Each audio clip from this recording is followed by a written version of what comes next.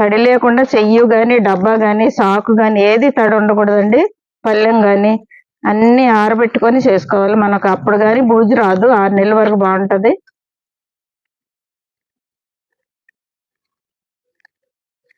Already ఒక డబ్బాలో ఉందండి నాకు చేసింది.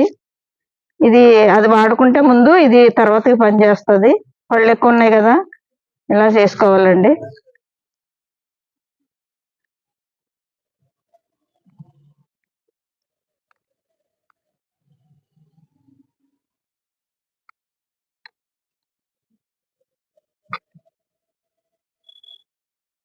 చూసారా, బెల్లం అరటిపండు గుజ్జు కరెక్ట్గా సరిపోయింది.